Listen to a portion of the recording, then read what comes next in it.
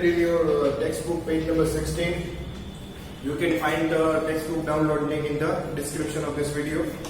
On the page number 16, it is given that profit and gain are given different terms. So number 25, number 27, but also it is written in number 27 that profit and gain are popular as a synonyms, and they are as a synonym. So I have written it together. So now what is mean by profit? So it is in your textbook that after deduction of regular payments, which is known as revenue payment, from regular receipt, which is known as revenue receipt. I already told you what does it mean by revenue and what is the difference between the revenue and the capital. Revenue means for the timing of 1 year means short term, and capital means for the timing of more than 1 year, that is long term. So it is said that short term payment from deducted from short term receipts. So for the 1 year, it is already stated in the textbook that for the 1 year, it means it is a short term. Revenue word is stated for the short term. So next, the remaining surplus is known as profit. So what does it mean by profit? Profit is mean by whenever the revenue payment is deducted from the revenue receipts, and the surplus will be there, and that surplus is known as the profit. Okay, so what further it is stated? The excess of day-to-day income over expense on the business is called profit. One more definition is given here, short definition. Excess of or day-to-day income over expense is called profit. This is revenue profit. So once again I am clarifying the particular word revenue. This is called revenue profit because we are deducting revenue payments from the revenue receipt. If all the things are in the capital of the nature, it means long term, then it will be capital profit, such as if capital payment deducted from the capital receipts and there will be surplus, it is called as capital profit. Okay, what is given there? This kind of profit is called revenue profit because this profit is the difference between the revenue income and revenue expense, which we have already discussed. This regular profit, but this is a regular profit, but many times there is a creation of regular profit known as capital profit. Then what does it mean by capital profit? That we have also discussed earlier. Capital profit means it is not sitting in your books, but it is the difference between the capital receipt and capital payment. Same as in the revenue. Okay. Exact opposite thing will be there in the loss. What is given in the textbook? The computation of loss is contrary to the profit computation. The difference obtained by the deduction of regular income from the regular expense is also called loss. Okay, here the word regular is stated instead of revenue. Okay, you can use because revenue is a short term. Regularly you have on the receipt of short term and you have to pay short term expenses. Say for example, light bill of 1 month, that is for short term. 1 month is short term. Yes, you can say that. Then after rent, this is also the short term. Okay, lease is the long term. If there is a lease payment, it is always more than 1 year. Lease payment is always more than 1 year, or at least for the year. Lease payment. It might be for the 5 year, 10 year, 25 year, even in somewhere government contract there will be 99 years of lease. Yes, it is like that. So these are all the long. If it is a long term, then it is a capital. If it is short term, you can say the revenue or a regular one. The computation of the loss is contrary to profit computation. The difference obtained by the deduction of the regular income from the regular expense is called the loss. I am once again repeating this. All the matters are in the textbook, page number 16. And if you did not purchase the textbook, you can download it from the link given in the description. Okay, what is it given further? This is called the revenue loss. Deficit word is popular for the loss in practice. Okay, you can also write deficit instead of loss. Deficit is the synonym of loss, such like gain and profit. or a surplus. Here you can add one more word, it is called a surplus. Okay, we have discussed the gain and then purchase. Okay, what does it mean by purchase? If you purchase anything in the business, it is covered under the head of purchase. No, it is not like that.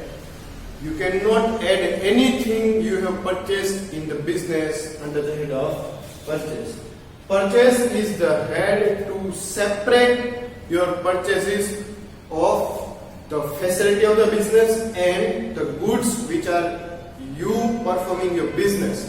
If a stationery, owner of a stationery, purchases the wholesale stationery to sell out further, then it is called a purchase.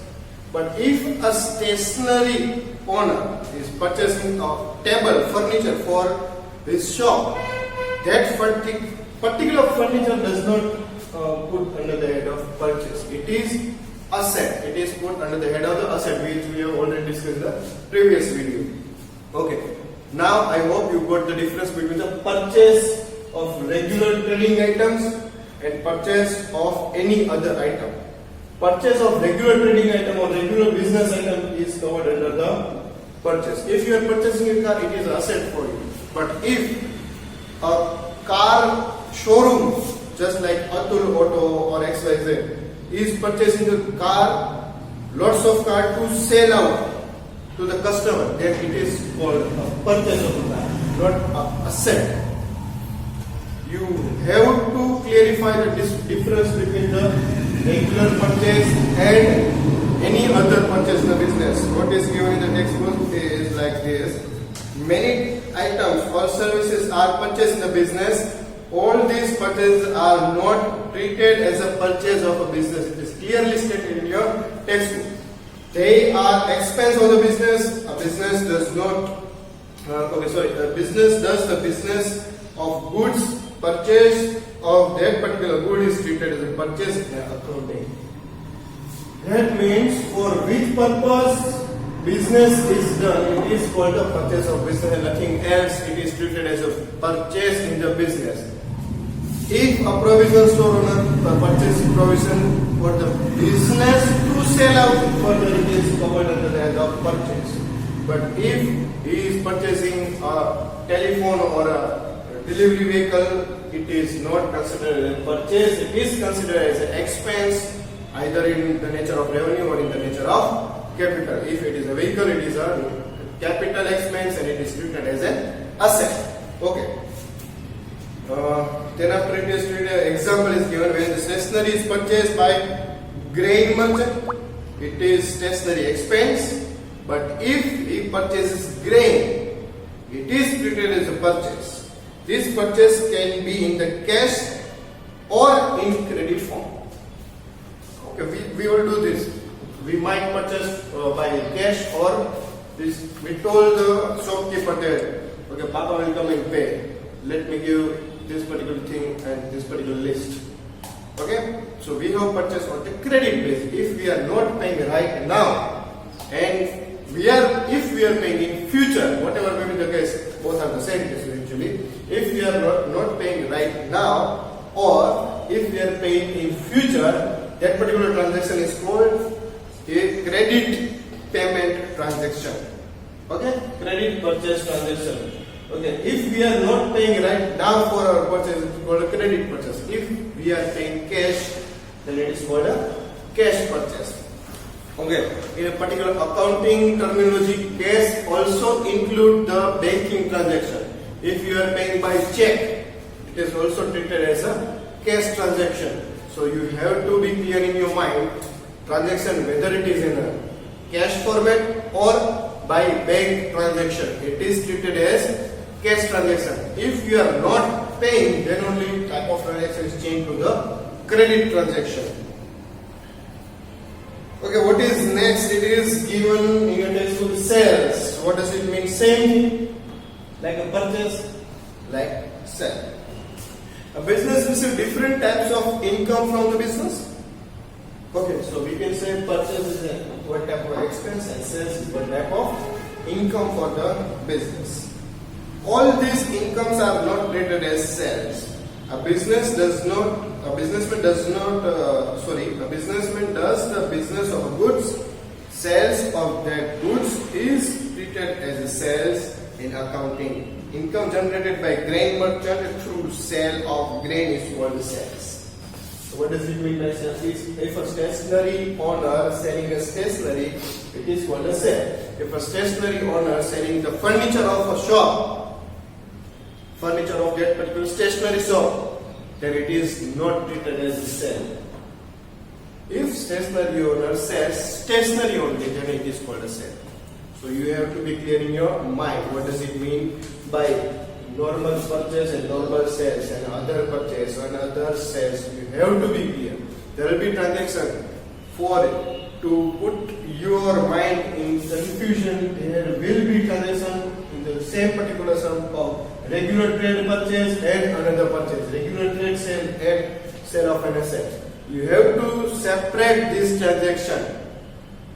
Okay, I am repeating purchase and sale as line by line in your textbook, see in your textbook, or you can read it out while pausing the video, and then after you start watching the video. What does it mean by purchase? If a businessman does the business of a goods, purchase of that goods is treated as a purchase in accounting, and for the sale it is stated that a businessman does the business of a good, sale of that good is treated as a sale in accounting. So you have to write this particular line while while writing a purchase and sale. Okay. One related thing is given here is stock related to purchase and sale. What does it mean by stock? Okay, there is a difference between stock and supply also. Yes, there is a difference. Stock is the goods you have in your godown or in your particular area where you have stored particular goods to sell in future. So be clear in your mind, stock is the stored goods for which you are doing the business. If a stationery, we have already gone through the two examples, a stationery owner and the food grain business. If a food grain business store some stationery to use in future, it is not treated as a stock. It is a separate stock, it is a stationery stock, but not as a regular stock. If a food grain businessman stock particular wheat and rice to sell in their regular business, that particular wheat and rice are called as a stock. If a stationery owner stores some books, textbooks and notebooks to sell for the business, then that books and textbooks are called as a stock to sell to their customer in future. So stock is the bunch of goods a particular businessman stored to sell in future. So you have to be clear. What is stated in your textbook regarding the stock? A paragraph is given on page number 16 only. Goods purchased by businessmen for business purpose. That is called trading purpose. We are using for business purpose, business purpose sale, and business purpose stock. We are treating it as a trading purpose. Goods remain unsold from that goods is called as a stock. Okay. So we have to take an example. If food grain businessman purchase 100 kgs of wheat, clearly you have to do nothing and listen to the example and you got the idea of stock. If a food grain businessman purchase 100 kgs of wheat and he would able to sell only 80 kgs, the remaining 20 kgs will be not the wastage. It will be treated as a stock which he can sell in future. He can make a stock for that particular 20 kgs of wheat and he can sell that particular goods in future to earn or to sell. Okay, I hope you are clearing this particular 5 terms, that is profit or gain, loss, purchase, sell and stock. If there is any further query, you can ask me in the comments regarding any of the topics or previous one, and don't forget to like the video, and subscribe the channel. Thank you.